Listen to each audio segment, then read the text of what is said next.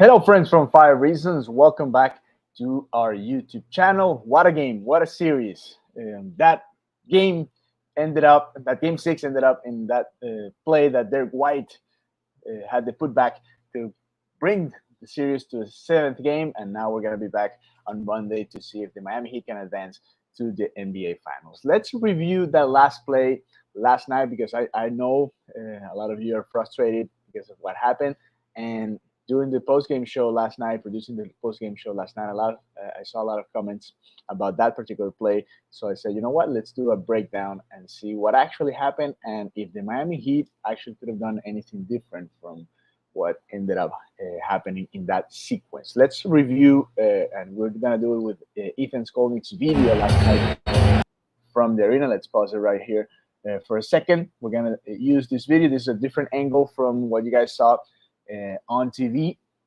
So bear with me. We're gonna do it slowly. We're gonna do a lot of things here because I watched this play about 10, 15 times. I don't know, last night, trying to see every little detail of what went on in that particular play. And I think you guys are gonna enjoy this because there's a lot of things to break down here. All right.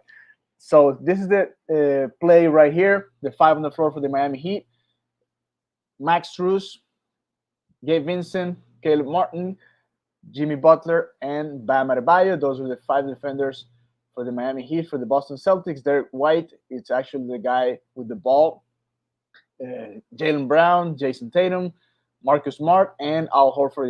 You're not gonna see him in this initial shot, but he's back there in the corner, just waiting for his chance to be part of the play. All right, so here starts. Let me mute it here because there's a lot of noise. All right, so as the game starts, you see the pairings, right? Jimmy Butler is with Jason Tatum. Bam Adebayo is guarding Jaylen Brown. Marcus Smart is right there with Gabe Vincent. Martin is in the paint, but also kind of guarding Horford, right? In that particular moment. And we're going to go over also all of that happened before that, and I know some of you are complaining about the Miami Heat or the referees going for 3 seconds instead of 2.1, where the clock stopped initially before Jimmy Butler's 3 free throws. But let's focus here in this play because I think it's interesting what goes on from now. So Derek White has the ball. Max Strus is paying no attention to Derek White in this particular moment. But as we go, this is what happens. All right. So initial motions. Jason Tatum goes to half court. Nothing there. Max Strus and Jimmy Butler are both denying him the pass. So that first option is not available for Boston. If you see here, right here, maybe White had a little bit of a chance to risk it because this probably would have been a turnover and the series was over. Jimmy Butler or Max Strus would have probably caught this pass if Derek White's tries it. So the second option is Jaylen Brown. Jaylen Brown is guarded by Bam Adebayo. No chance to give him the ball as well. And it's Marcus Smart who ends up getting the ball here. And here's the first thing that I noticed. All right, first, as soon as Marcus Smart gets the ball, look at how open Derek White is. So here, Marcus Smart is going to spin and take a shot that it's actually very difficult, and he almost made it. But he also had a different choice here he could have had, and it was just give the ball back to Derek White because Derek White was wide open, and he would have had a little bit of, I don't know, a second to get this shot off and maybe go for the win from there. So this is the first thing that I noticed. Then, as you see, look at Max Strus. He's far away. He's way behind Derek White. There's no chance he's getting there. And Gabe Vincent is right there with Marcus Smart. Marcus Smart shoots the ball. Here's the shot. And you see two things. Gabe Vincent is closing out very well right there. No foul. Jimmy Butler stops already. He's out of the play. He's going to watch whatever happens there. Max Strus is trying to get back behind Marcus Smart. So for all of you that are complaining about Max Strus not defending or just not doing anything, he's actually trying to get back and guard Derek White because he knows that's an option for, well, it was an option because here Marcus Smart already decided that he's going to take the shot.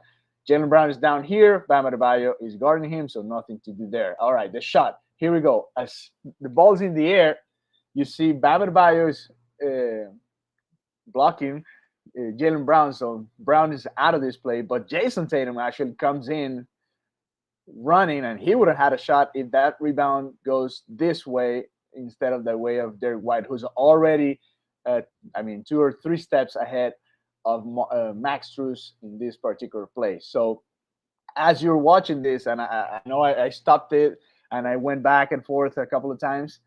Caleb Martin was the one actually closest to the basket and who maybe would have had a chance to contest for that rebound right there. So maybe if he forgot about Horford, he could have had a chance to go for that rebound, and Derek White maybe would have had a little bit of a tougher shot, even though it was pretty hard. All right, so the play continues, balls in and out, and here you see the current situation. So look at how it's only Caleb Martin against Derek White, Jason Tatum coming in hot, and Horford, who I think wouldn't even had a shot if the rebounder was going this way, Caleb Martin's way, the game was going to be over. So here, the Boston Celtics got a little bit lucky. I would have said. I mean, it's just a bad luck moment right there because you have so many options. It's hard in basketball. Rebounds go anywhere. You guys know it. I mean, this type of shot, the ball can go anywhere, and it just happens that it falls into Derek White's hands. And look, Max Strus is right there trying to close out. It's just he was a little too late, a little bit late only. Look, Jason Tatum is actually out of the play because Max Strus is coming in hot, and that's the end of the game right there. So there's a lot of things to look at. I mean, I know all of you, most of you complain about the clock also not starting. Let's go back because I know some of you also said this, and I noticed it in this. Watching this again, this is Ethan Skolnick's video. This is the other angle, is a different angle from the TV that you guys are gonna watch all over social media as well. So this is a different angle that we had yesterday at the arena. Here again. So as soon as Derek White's passes in here, the clock should have gone in a little bit before, I think. Let me see. In this angle, it's hard to tell because right here he's getting the ball. It's at 3 seconds.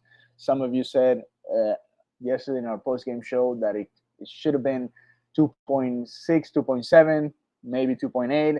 Why is this make it? What does it make a difference? Yes, it does, because look at here.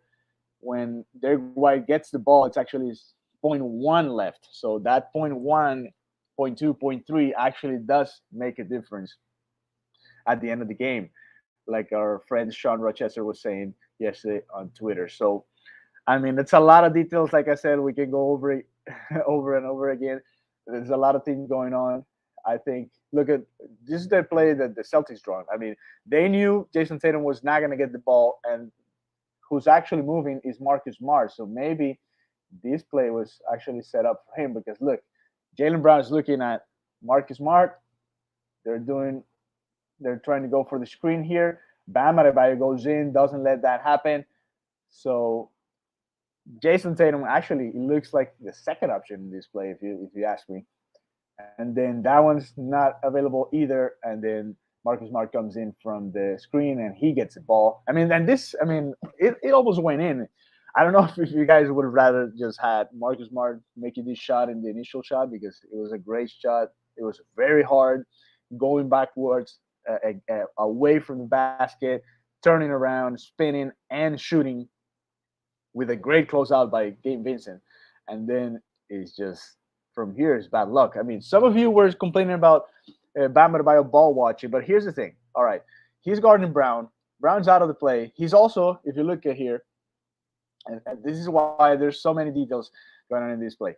Look at here. So he sees that Derek White's wide open. So if Marcus Smart would have done what I said he could have done, which is pass the ball here to his left to Derek White, it was going to be either Vincent or Adebayo going that way to try to close out that shot. So those two steps from Bam that way, actually when Marcus Smart shoots the ball, Bam Adebayo is already done with the play, I guess. I mean, he could have maybe as soon as he sees the ball go up, trying to sprint towards the basket, I guess. But I mean, he blocked right there. If you see it, he blocked. Uh, he's just doing his job, I guess, with Jalen Brown. So it's not like he did a bad job. I mean, Jimmy Butler's out of the play a couple of seconds before that, not seconds, but milliseconds before that. To me, Caleb Martin maybe could have had a chance because we know. I mean, at this point, if we go backwards, at this point when Marcus Smart is shooting the ball, Horford's out of it. He's not going to be part of it anyway. So maybe Caleb Martin could have gone a little bit to his right and trying to close out because there were two Celtics coming in hot. Derek White from the left to Martin's right, and also Jason Tatum coming in hot from the middle, just right straight to the basket. So here in this situation, if Caleb Martin is a little bit more towards the center of this play, maybe he gets a shot to block and to, I don't know, at least make it a little harder for Derek White to actually get to this basket, and the Miami Heat would have been in the finals already. So it was a tough way to end the game.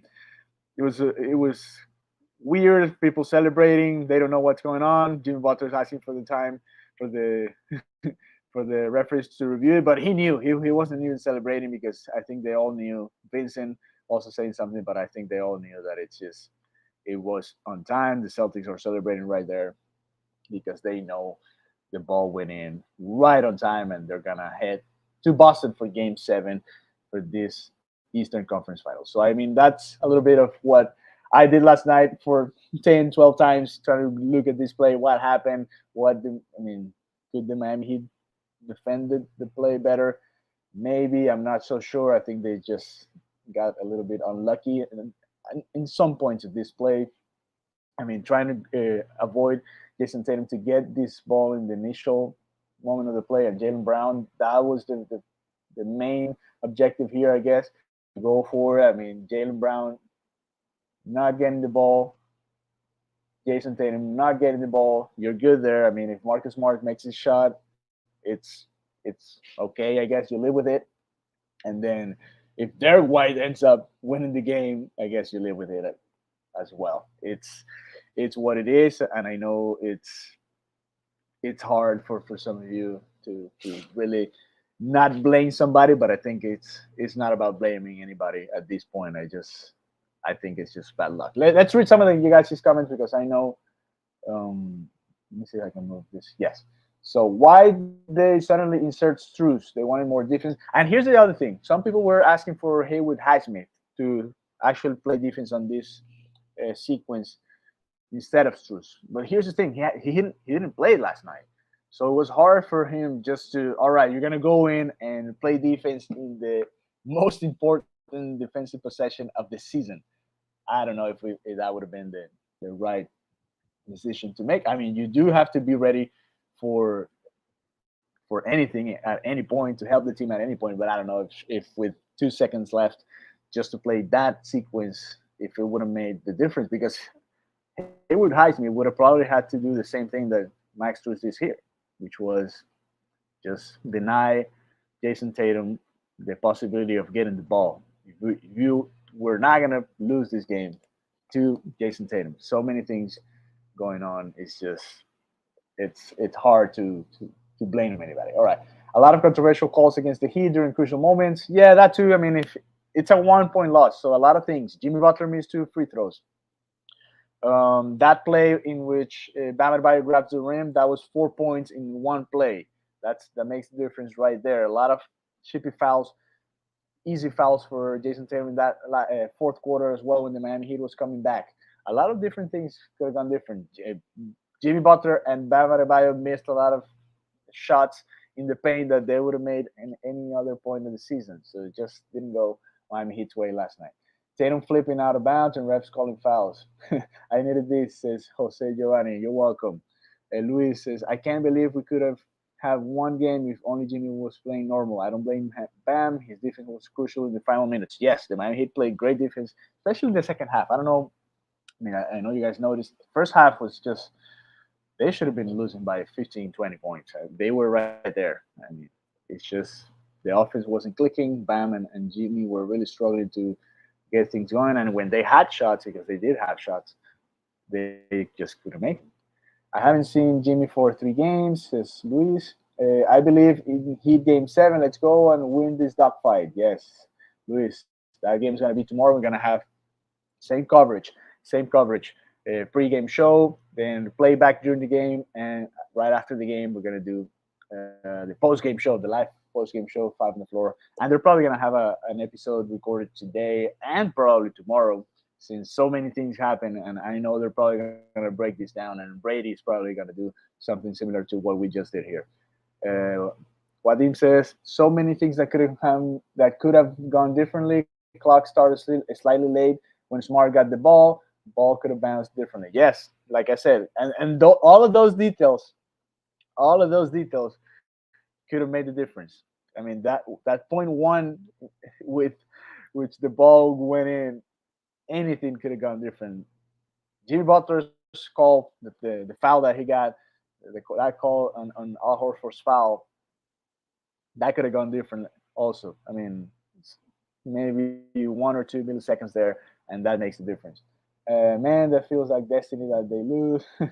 Says Jimmy was playing with his food entire game, I guess. Michael says I've been waking up at 3:30 to watch the Heat. Losses like the one we suffered last night are just tough to deal with. We can win a game 7 in Boston. I'll stay up for that. Heat in 7. Thank you, Michael. Where are you at?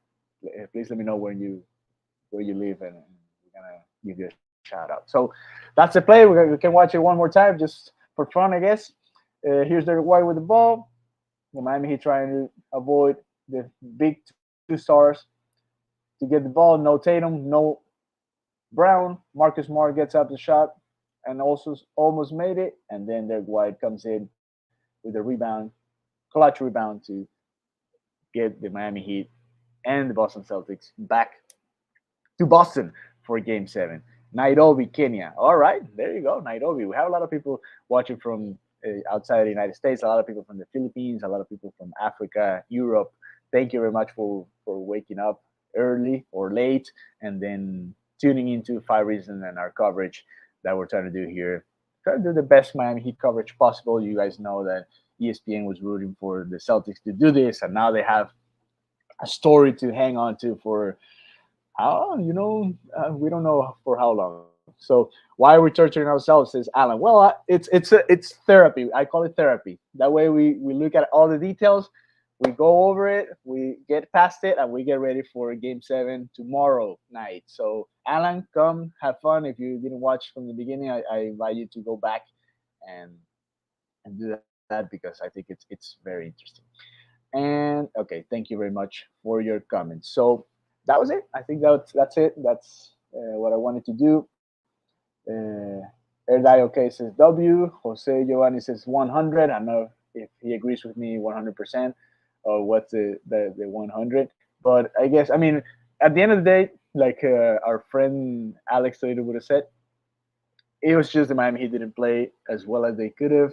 A lot of stories in that Game 6. Caleb Martin's great play. Duncan Robinson being clutch I mean, I guess in not entire game, but especially in the fourth quarter. A lot of things that could have gone different, and it's just bad luck for the Miami Heat in that particular play. El Mesa says Sao Paulo, Brasil. Oi, meu amigo, tudo bem? Thank you for watching. And lost faith in Jimmy, says Alan. Well, don't wait. It's one game. Winner takes all. Game 7, I know it's weird. This is only the 4th time that this has happened in the NBA Finals. I did a video actually when the Boston Celtics won that game 4 or 5, I don't remember.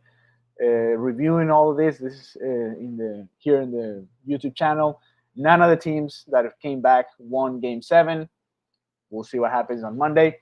This has been a weird series, right? We thought the Miami Heat could have swept the Boston Celtics at the beginning, and now we're here just heading into Game 7, and we'll see what happens. So thank you very much for watching. Thank you very much for all of you that have already subscribed to our YouTube channel. Remember, turn the notifications on so you get one of those every time we go live.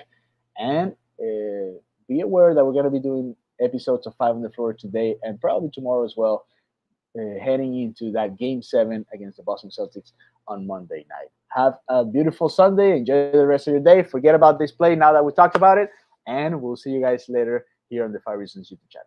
Bye bye.